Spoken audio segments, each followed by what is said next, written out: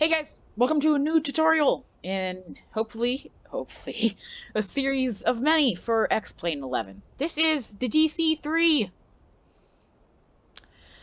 It was a civilian airliner and in the military configuration called the C-47, known as the Dakota and some other names.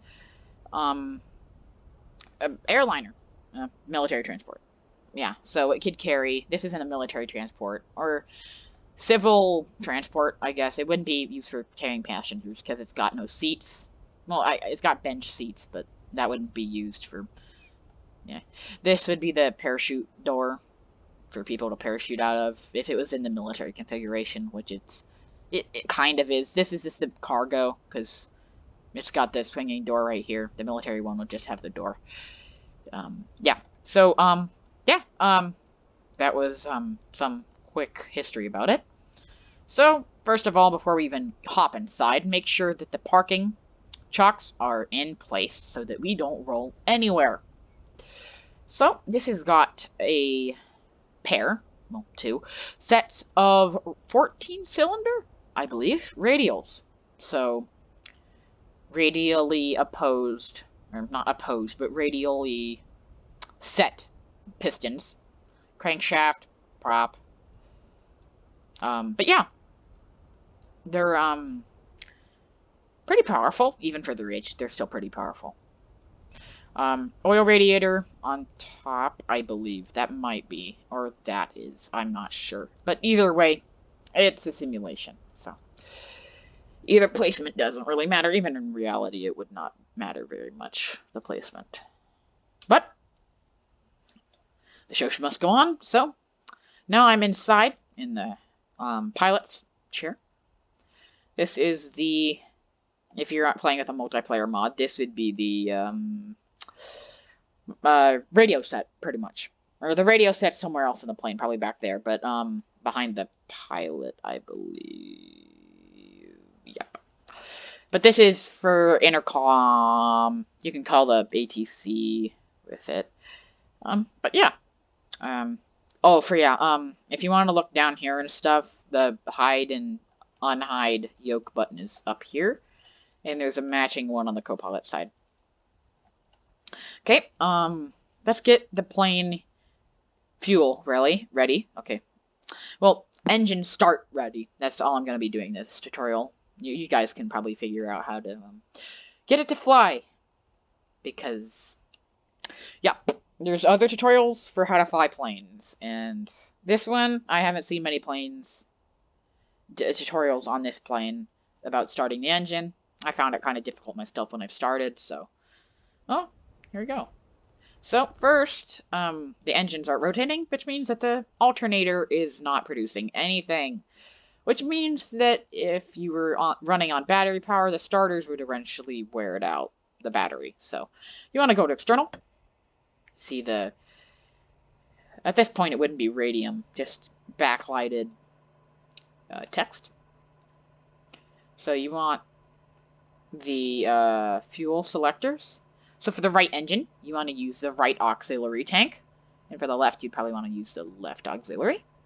So the number 1 engine is almost always the one furthest to your left. And the number 2 engine, or number 1 engine is always furthest to your left. And then on this plane, the number 2 engine is the one on the right. But in a 4 engine, just for an example, the number 1 engine would be here, 2 would be here, 3 would be where the 2 is, and then the 4 would be on the outboard, farthest away from the pilot on the right side.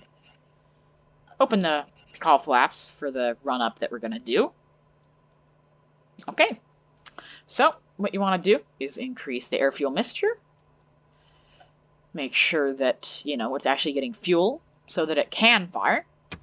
Turn on the magnetos, essentially spark plugs, if you will. These are essentially the keys.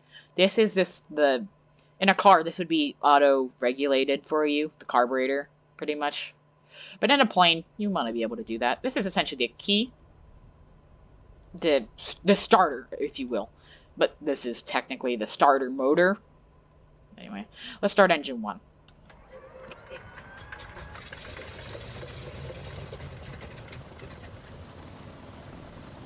As you can hear, idling. at a smooth, let's see, about, parallax is getting at me, about 8,000 RPM. Or not 8,000, sorry, 800. That's about at the rate that a car probably idles about 950 sometimes. It depends on the car. But then, let's do the right engine. You'll need a very little tap of this. If it's cold, you would want your fuel pumps.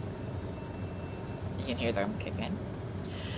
There we go. You can see that the amps for the generator output. If you put on the fuel pump, it really boosts the generator, but I think it uses extra fuel, so nah.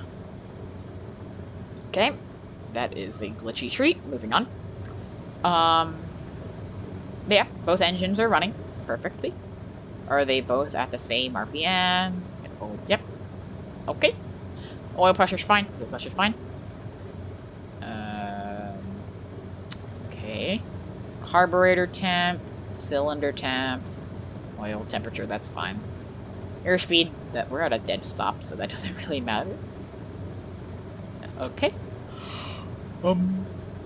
Hydraulic pressure, pretty good. That actuates flaps. I think that the controls are manual. I just pushed it into emergency power, fuel mixture. So let's do the auto rich. Otherwise, the manifold pressure will go insane. Yeah, hydraulics drive the flaps, gear. There's a hand pump for the gear, I think, though, in emergency.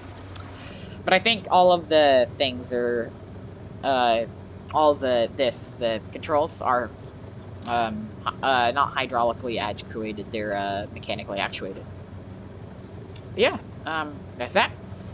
Now, we're gonna do the engine run up, so bring the propeller RPM up. This won't do anything right away, but, here, let's do to the 15,000. With no RPM, you can get up to 15,000, and that's it, before your manifold pressure starts to get too high. See?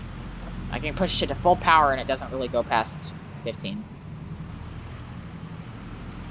Okay, on the other test, I'm going to idle about 40,000 too, so we can see we're 14 now. Okay, I pressed one of the buttons on my joystick, sorry. Okay. Let's increase that. And watch and see.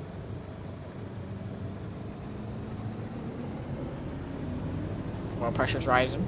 Fuel pressure's rising. Pretty sure if I had the fuel pumps on, I could actually get more power out of this.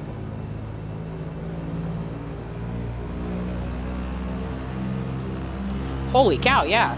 You can get way more RPMs out of the manifold pressure if you simply, just put on the fuel pumps and slowly back it down.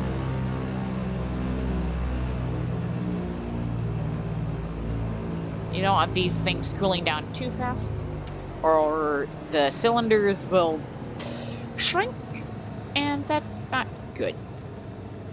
In radials. In any engine of this era, really, you don't want to be too extreme. Either way. But that's a run up, so now we're idling. So then, I'm just going to taxi, and then stop it there. So press B to unlock the brakes. On the ground, you don't really need I probably should, if I haven't already, switched it to plane power. Before you even turn the generators on, you should probably switch it to plane power when the engines start running. Because then your alternators will kick in, and they'll start actually working. So, rudder is associated with the tail. You would just absolutely wreck it there. But you'd probably in reality only be limited to something like that. But yeah, on the ground you could technically take off with minimum RPM on the props, but it wouldn't be very good on the engines. But anyway, this is the useful DC-3 guide for XPlane 11. Yeah, I hope you guys liked it. Subscribe if you want, like if you want. Either way, you're supporting the channel, even with a view if you got this far. So, thank you for that. And, yeah. I'll just let this thing get up to the runway.